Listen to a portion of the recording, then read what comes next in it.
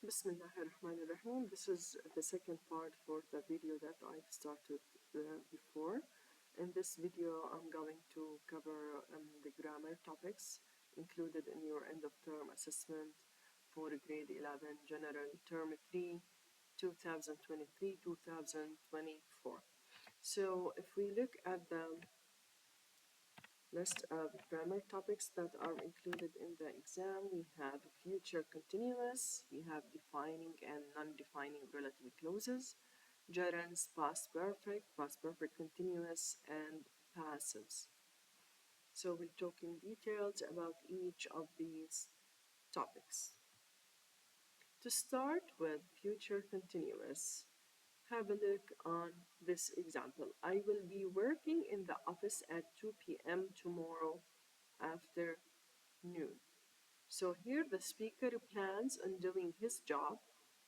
This action is happening in the future, but when? At a specific time on a specific day. So the future continuous is a verb tense that indicates that an action will be in progress, unfinished, when at a specific time in the future. Like this time tomorrow I will be flying to Canada. I will be driving home from work at 5 this evening. So look here at the specific time that we're talking about in the future. This time tomorrow at 5 p.m. this evening. Ahmed will be running a marathon this Sunday. So these are specific times in the future, here at 2 p.m. tomorrow. Okay, so if you press here for the future continuous or this link, it takes you to extra practice and extra explanation, but let's talk in details. So let's have a look on this situation. So Sally is preparing her swimming gear now. It's 11:40 now. She will start her training session at noon, at 12. So she's preparing herself now, 11:40. The session starts at 12. My question is, at 12:30, what will be she doing? What will she be doing? So let's have a look on this situation, on this example. We have Sally, who is preparing her swimming gear now. It's 11:40. She has a class or a session that starts at 12 exactly. At 12:30 she will be swimming. So if I ask what will she be doing at 12:30, this is a specific time in the future, so the answer will be that she will be swimming. So I use this form, will plus be plus ing. Not only she will swim at 12:30, because if I use simple future, that means she's going to start swimming at 12:30. But at this time, since she started before at 12, this time she will be swimming. This action will be in progress. So because of that, we say that talk about an event that will be taking place at a point in the future. Okay, what will be happening? We use future continuous to talk about event that will be in progress at a time in the future. Look at these examples. John is waiting for the train.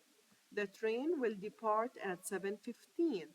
So at 7:30, John will be traveling on the train. After the train departs at 7:30, John will be traveling on the train. Will be ing. The students are now, at the moment, are studying at the library. Their exam starts tomorrow. This is a future event. What time? At 10. So they will have an exam at 10. The exam starts at 10. So the students will be writing an essay tomorrow morning. So let's say the students will be writing an essay at 10:30 tomorrow morning. This is the specific time in the future. So looking at the timeline, we have past, present, future. We're talking about future continuous here. Action that will be in progress at specific time in the future will be plus ing. Whatever the subject is, it doesn't matter if it's plural or singular. With all subjects, we use the same form, will plus be plus ing. This is for the affirmative form. For negative, we just add not to will, so it becomes want, be ing. For questions, we start with will. We switch the order between the subject and the helping verb will. So we say, will you be playing? Will you be reading? And so on. Okay, let's match here the phrase on the left with one on the right to form logical sentences describing an action in progress in the future. Please don't come at 7.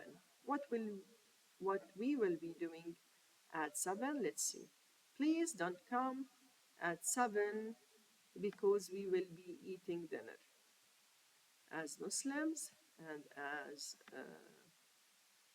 Arabs specifically, and Muslims and Emiratis, we have to invite, if someone calls us for that period of time, so we should invite them to have dinner with us, not to say, please don't come at 7 p.m. Okay. Let's make sentences here by matching a phrase on the left with one on the right to form logical sentences describing an action in progress and the future. So the first one, please don't come at 7 p.m. What will we be doing? So because we will be eating dinner.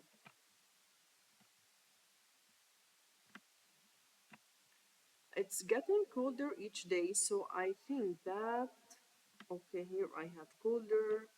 I will be studying. No, it doesn't make sense. Colder.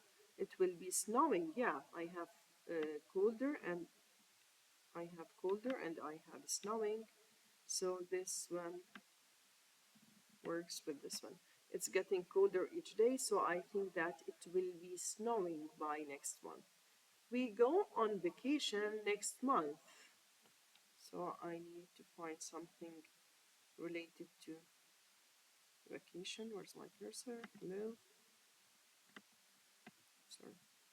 Here, vacation. So I will be studying. No, it doesn't match with vacation. We will be staying at the Four Seasons Hotel. Yeah, since I have hotel, I have vacation, so this one works with this one. I can't come to the concert on Sunday. Why? Because I will be studying all weekend. So in each sentence, I have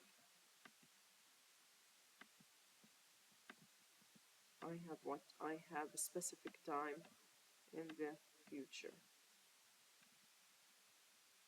Don't come at 7 by next month. Here, next month. Okay. Let's form here future continuous. I can't come to the meeting at 3 p.m. because I need to Madrid. So I'm going to use travel. I will be traveling to Madrid. Will be traveling to Madrid. In tomorrow's lesson, the future continuous tense, study. We will be studying. We will be studying. I can't see you on Saturday because grandparents visit. I will be visiting my grandparents. According to the schedule, the train will be arriving. The train will be arriving. Just give me a second to add the model answer here. So here is the answers as what I said, because I will be traveling, we will be studying, because I will be visiting my grandparents, the train will be arriving. Extra examples are here also.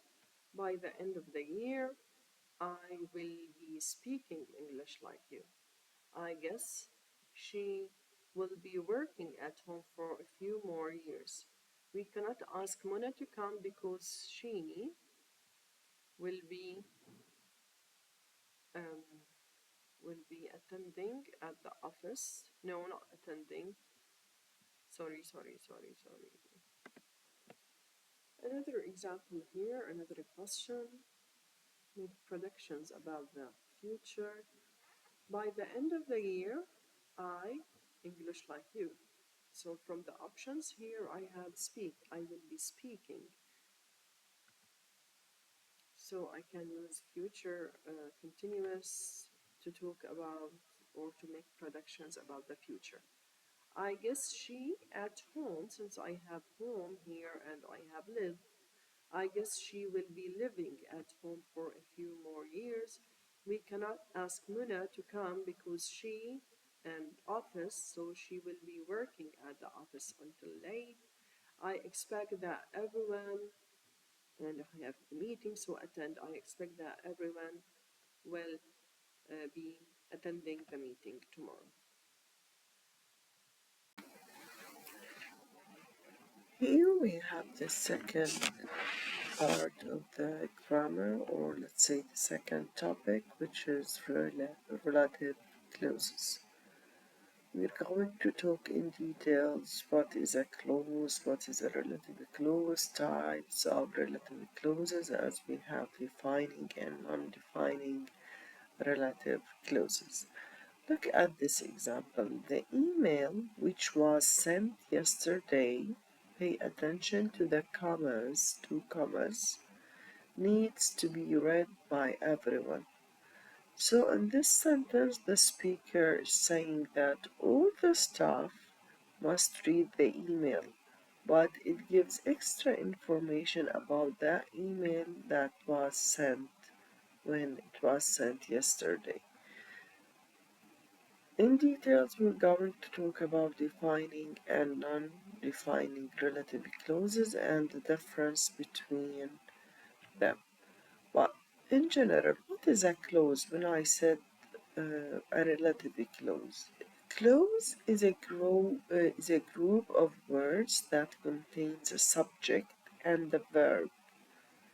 It's a must to have a subject and a verb, and it's located within a sentence, but it doesn't have a meaning by itself. So if I go back to this example, if I only say which was sent yesterday, what are you talking about?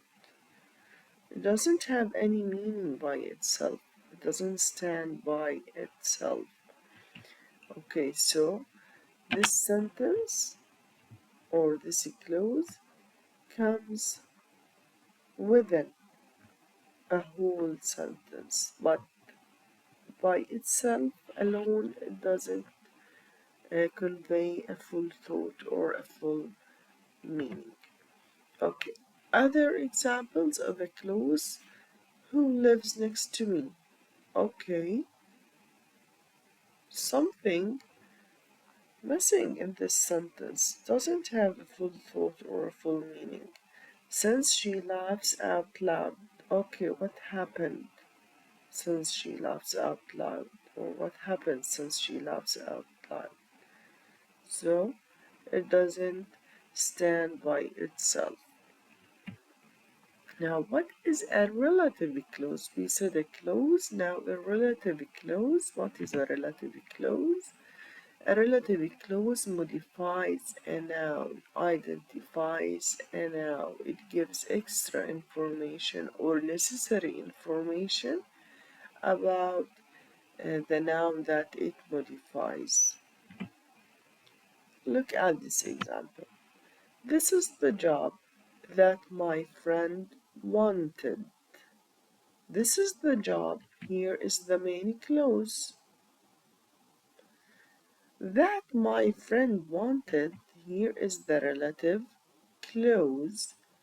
It starts with the relative pronoun, which is that, and that my friend wanted. This part of the sentence, which is a clause, modifies or identifies the noun, the job. I'm adding information about the job.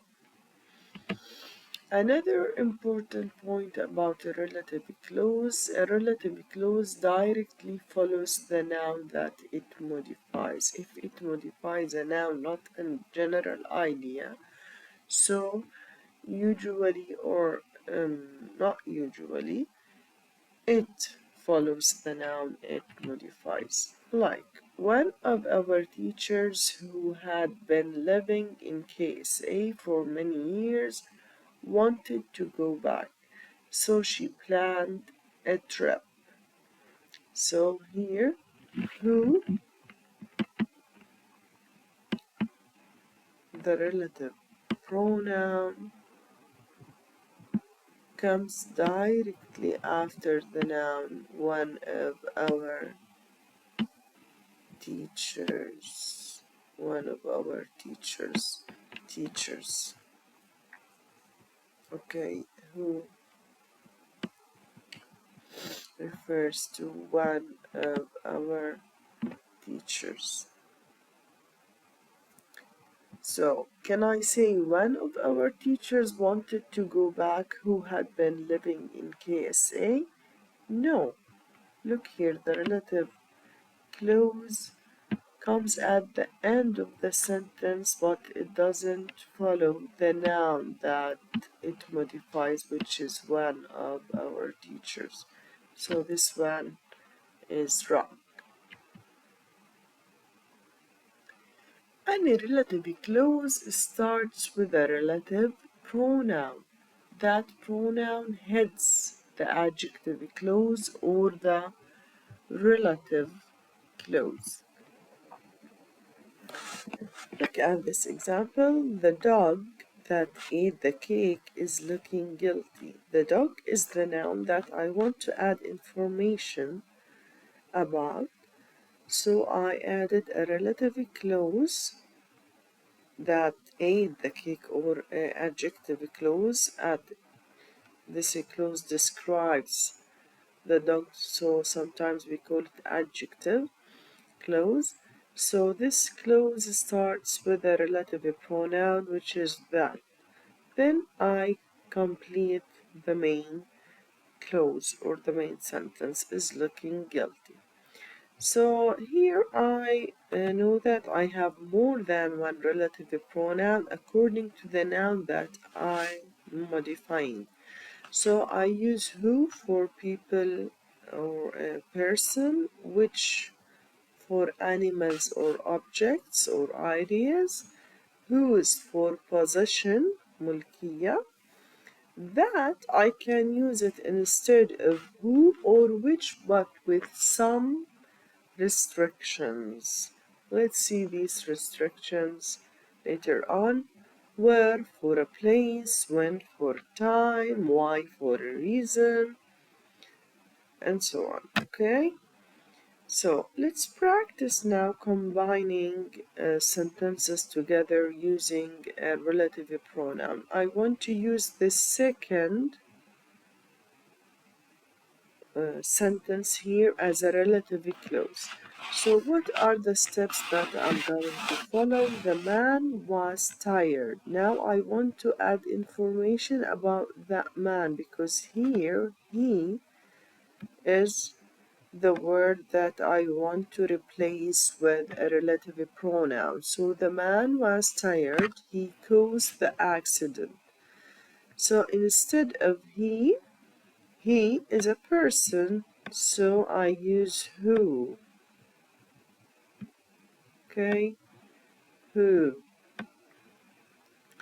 Then I take this whole sentence and add directly after the noun that I am modifying. So the man who caused the accident, then I finish my main clause. The man who caused the accident was tired. Okay, here. That man is my uncle. He's coming towards us. also that man, and he takes who? Who? Then I take the whole clause and add directly after the noun. So I split the main clause to add a relative clause after that noun. So that man who is coming towards us is my uncle. Okay, this is the horse. It kicked me yesterday. Here I'm talking about an animal, so I'm going to replace it with which or that. And this relative clause should follow the noun that it modifies.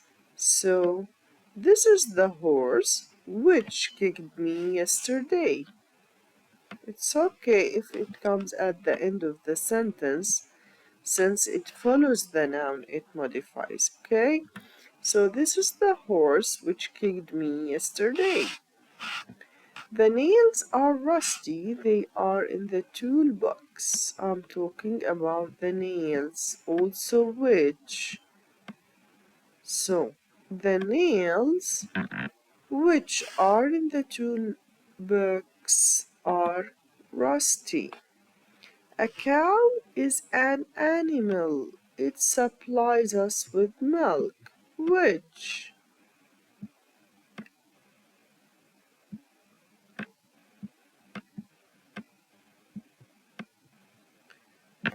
A cow is an animal which supplies or that supplies us with milk.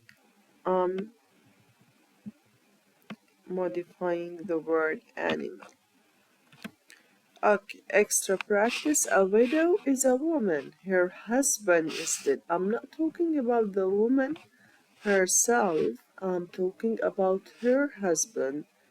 So instead of this possessive pronoun, I use whose. Whose.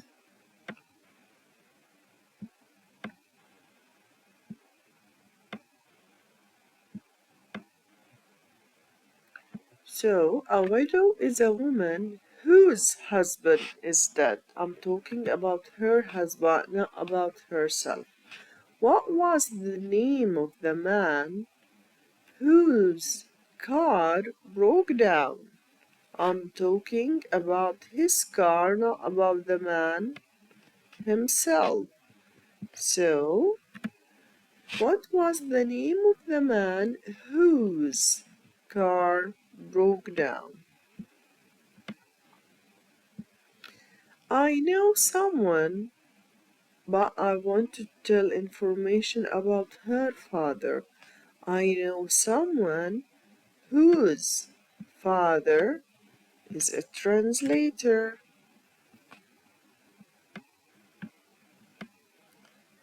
There was a big crowd. It soon gathered at the scene of the accident. So there was a big crowd which or that soon gathered at the scene of the accident.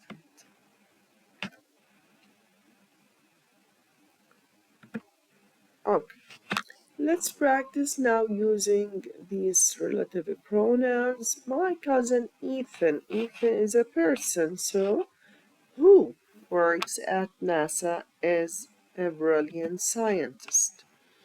The shop I go to. Now I'm talking about a place that I visit, I go to, about a location. So when I'm talking about a location, I use where. The shop where I go to,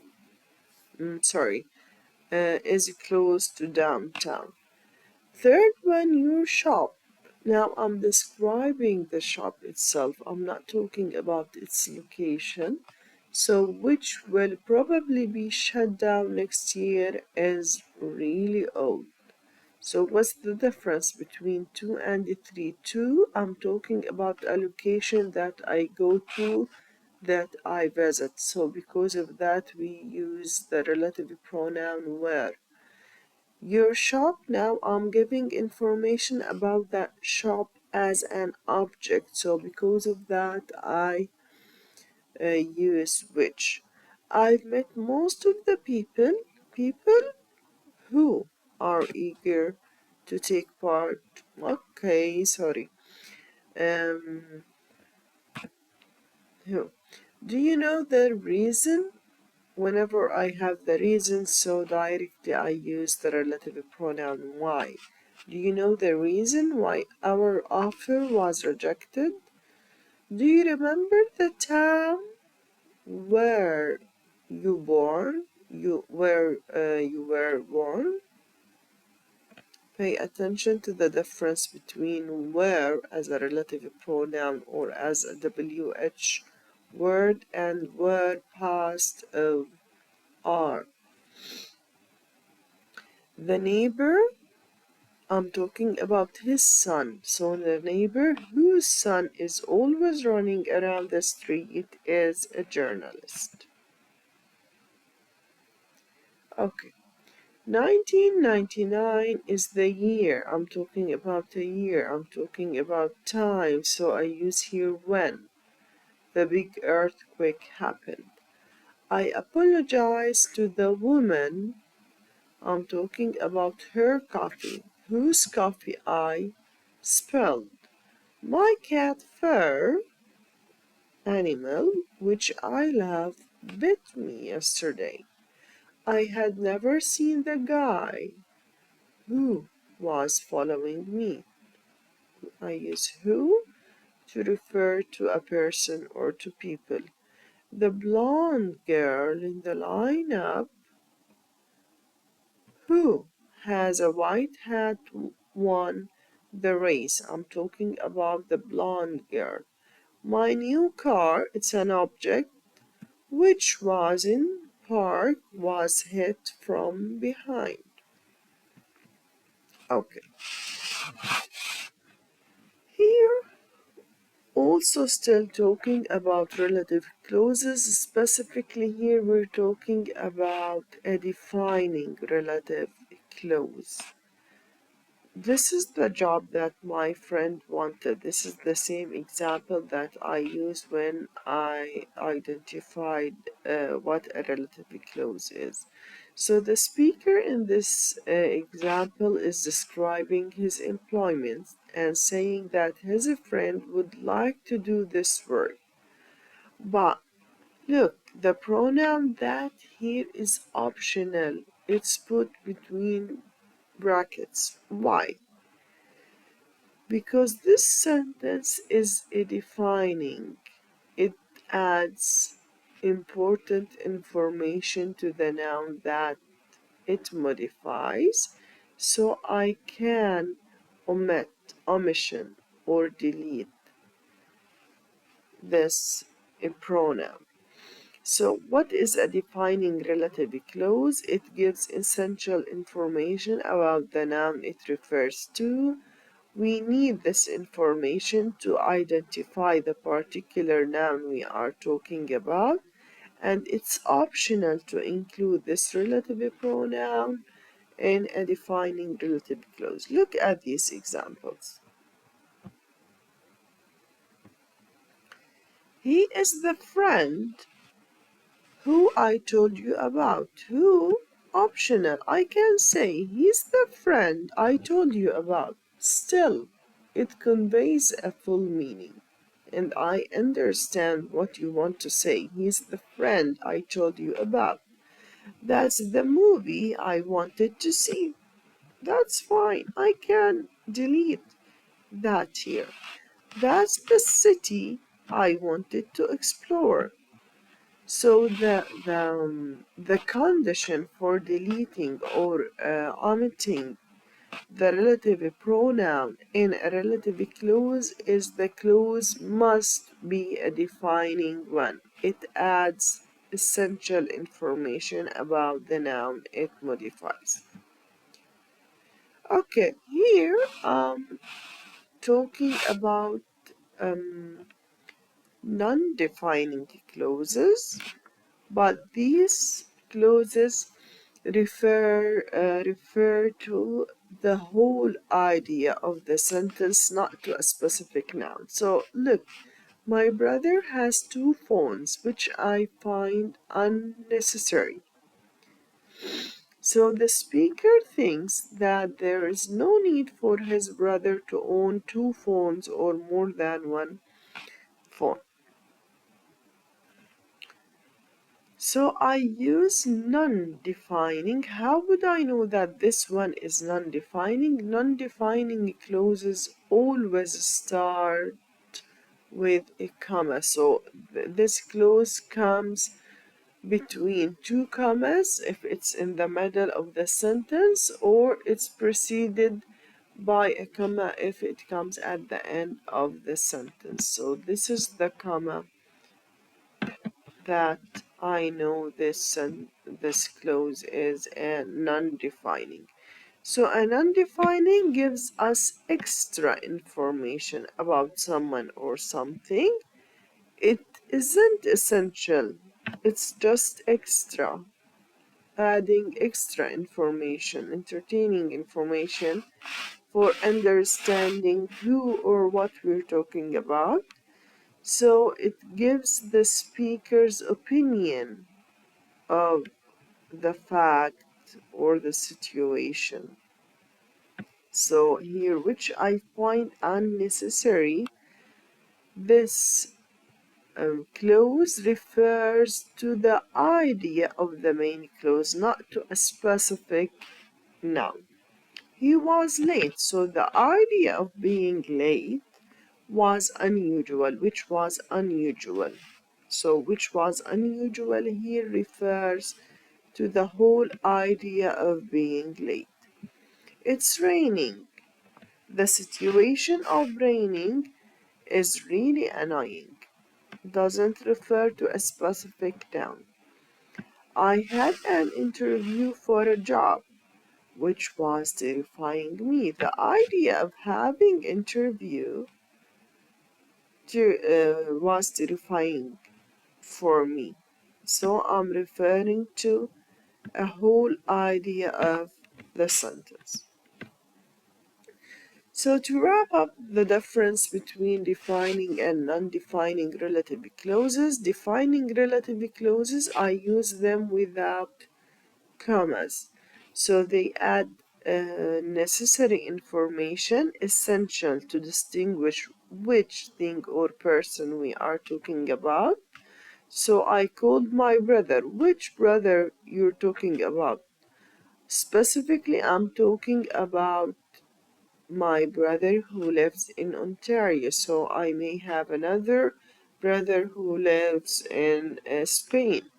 I have more than one brother, and I called that one that lives in Ontario. In this case, in defining clauses, I can use that instead of who or which. So that's the mug, which or that I bought in Paris. I didn't know that man, who or that was there. In relative pronouns, defining relative clauses, the relative pronouns can be omitted, deleted. We can omit who, which, or that when they are followed by a subject and a verb. So this is the condition. They are followed by a subject and a verb. So they come in a place of an object. Do you like the song which or that I wrote? I can say, do you like the song I wrote? I wrote the song. So the song here, or this relative pronoun, comes in a place of the object in the relative clause. That's the man I like, who or that. So in this case, since this relative pronoun is followed by a subject I and the verb like, so I can omit them. Why? Non-defining clauses, they add extra information, not necessary to distinguish which thing or person we are talking about. My brother, who lives in Ontario, is older. That means I have only one brother. I'm just adding extra information about my brother. In this case, after comments, I can't use that. So these bikes, which cost a fortune, are made in Japan. I can't say these bikes, comma, that cost a fortune. I can. In this case, I can't delete or omit the relative pronoun. They introduced me to John, who I liked immediately.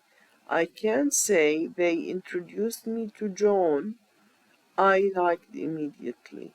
No, I can't omit the relative pronoun in non-defining clauses. Okay. Examples of identifying. The soccer player who scored the goal is from Al-Ain. Specifically, I'm talking about the one who scored the goal, not about anyone. So, this part of the sentence, which is a relative defining relative clause, is necessary for the meaning. That girl or the girl that borrows my book is my cousin.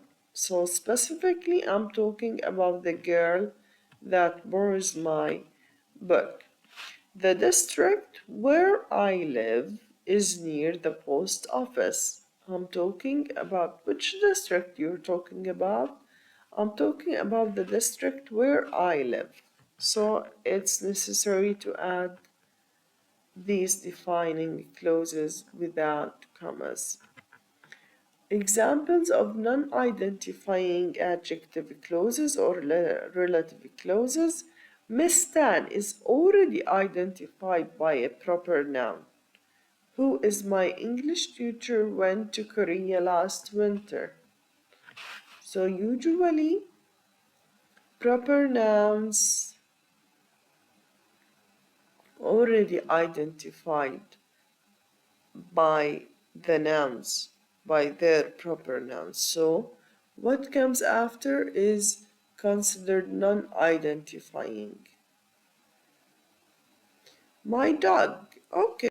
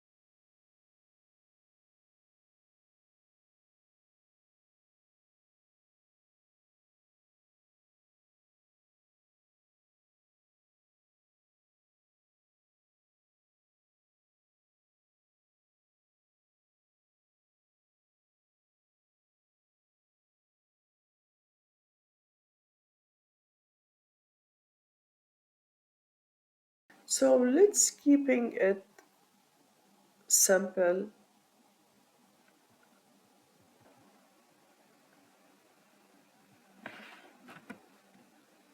Sorry. So let's keep it simple as this. There are three reasons why we use the gerund. We use the gerund as the subject or object of the sentence. Cooking is a lot of fun, so cooking here is the subject of the sentence. It functions as the subject and it's part of speech here. Is not a verb, it's a gerund, it's a noun. After all prepositions and phrasal verbs, like there's no point in, this is a preposition, not worth thinking of. After these three phrases or expressions, I use ing. It's not worth crying for such a silly thing. It's not worth crying. After certain verbs, also I use gerund like avoid, consider, feel like, dislike, enjoy, keep, mind, can't help, give up. Many people enjoy eating fast food. So eating here is a gerund that is followed the verb enjoy. I can't say many people enjoy to eat. No, after enjoy, I always use ing, eating. Okay, for extra practice for this rule gerunds, you can use these links. Now, here we're talking about past perfect. Look here at the timeline, future, present, past, past perfect. Here, past of the past. It talks about an action that happened in the past before another action also in the past. We went to sit outside as soon as it had stopped raining. So I have two actions here. I have this action. So it had stopped raining firstly. Then secondly, we went to sit outside. So the speaker is explaining that it stopped raining. This action completed in the past. Then they went to sit outside. This is another action happened after the first action. So we can use the past perfect with past simple to describe an action that happened before another action in the past. So the past perfect allows you to convey a sequence of events where the clause in the past perfect occurs first. So we use as soon as, we use before, we use after, until, because all of these words are used with past perfect. But specifically here in this slide, they are talking about using as soon as to show that the second action happens immediately after the first. So I handed in my homework as soon as I had completed it. So this is action 2, action 1, action 2, handed in. As soon as she'd taken her medicine, she had taken her medicine, this is action 1, she felt better immediately, this is action 2. She moved on to the next project as soon as she had finished her first one.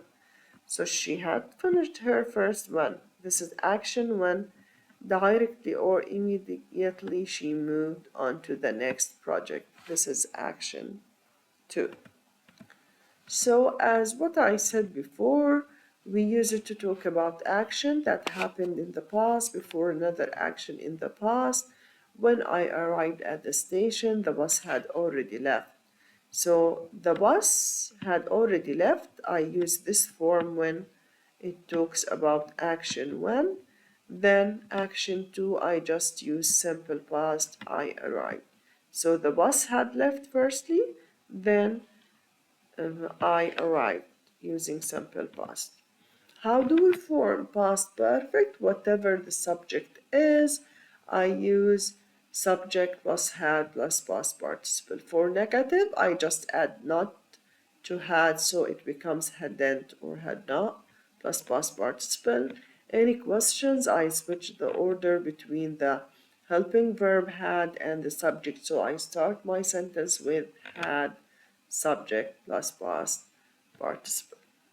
So the keywords that I use with past perfect in general: before, after, by the time, because, until, when, as soon as. So always follow this rule when you have after and before. Use past perfect after the word after, and before the word before. What does that mean? Let's practice here. The police arrived. The robbers had escaped. Which action happened firstly? Whenever I have had, so had plus past participle, that means this is action 1.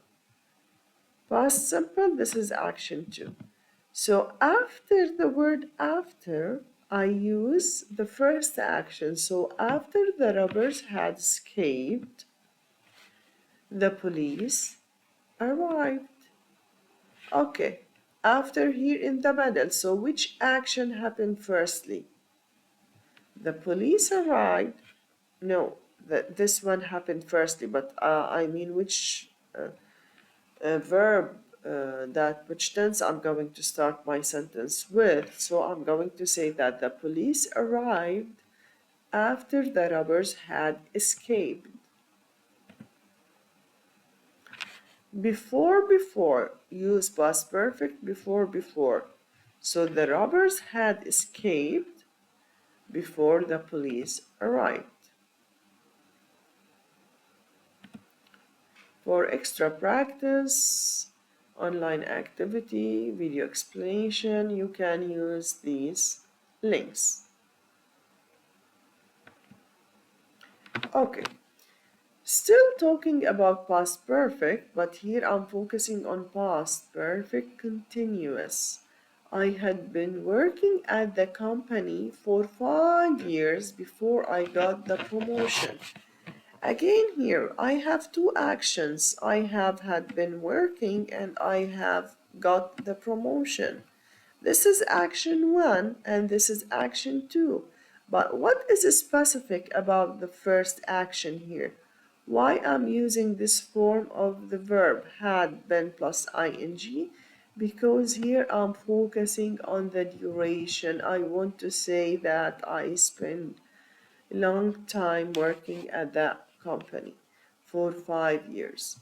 So I use this form of the verb. The promotion and the job both took place in the past, and the person continued to have the job after being promoted.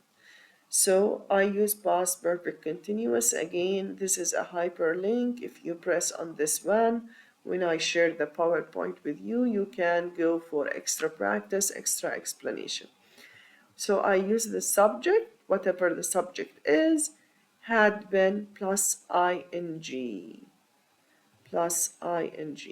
So the past perfect continuous shows that an action that started in the past continued up to the and potentially after another action that happened in the past, and it's often used to say how long the first action took place before the second one. I'd been living in Paris for 3 years when I met her. I'd been living, this is action 1, but I'm focusing on the duration, on how long I had been living there. Then action 2, I met her. How long is a key word used with past perfect continuous. How long had you been waiting? This is action 1, action 2, when I arrived. It was Kathy who had been playing the piano for over 35 years. This is my key word to use past perfect continuous. This slide has exactly what I just said before. Let's practice past perfect. Past perfect or past perfect, progressive or continuous. Progressive or continuous, it's the same. When we arrive the film, I don't have any duration here. So when we arrive, the film had started. This is action one. She worked in that company for 20 years. I'm focusing on the duration. So directly I know I have to use past perfect continuous. She had been working in that company for 20 years when she was made redundant. I felt ill because I don't have any keyword or any duration, so I felt ill because I had drunk 6 cups of coffee. I had been studying all day. All day is a keyword also to focus on duration.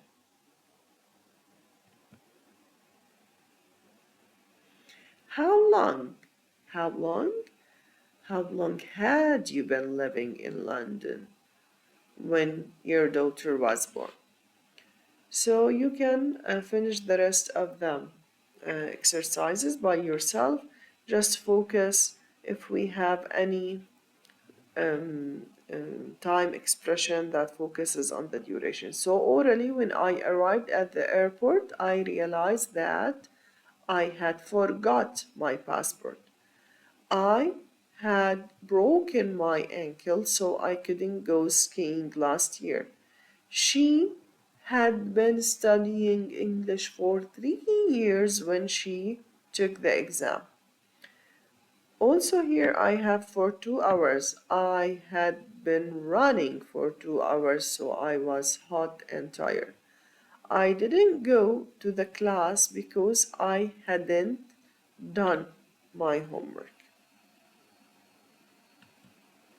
For extra practice, also you can take these links. Here we reach to the end of the grammar topics, which is passive, and specifically we're talking about passive reporting statements. It's believed, it's thought, it was thought, it's considered. So it's believed that a meteor made the dinosaurs extinct 65 million years ago. So people think that a meteor caused the dinosaurs to die a long time ago. Passive, past tense passives. Okay, also here, even it's not highlighted, but here you have a link for extra explanation. I use this form, it is or it was, followed by these reporting verbs. It's thought passive, passive reporting statements. It's thought, it's believed, it's considered, followed by that and the complement clause. So the passive is used usually, the difference between active voice and passive voice. Passive is used when the person or the thing that did the action is unknown or unimportant or not the focus of our interest. Usually the passive is used when the subject is receiving or when the subject receives or receive the action. We can use thought, believed, considered to describe a general opinion held by many people. So I can say it was expected that, then the complement. It's thought that, blah, blah, blah. It was agreed that AI is a useful resource. So when I say it's thought that the new owner of the company is a highly skilled programmer, that means many people in general think that she is a good programmer, but we don't know who the people are. So because of that, instead of saying people think that the new owner of the company, I don't know these people. or exactly who these people are. So I use this form, it's thought that. So the rule using it plus is or was, followed by believed, considered, thought, that, then the complement. So we use passives with reporting verbs, thought, considered, believed, to report, to retell beliefs, reports, rumors, etc. So when we want to obscure the source of the information or whether the source is not important, so the emphasis is on the information, on the action itself, or that is being information that is being reported, not the people who are reporting it. It's reported that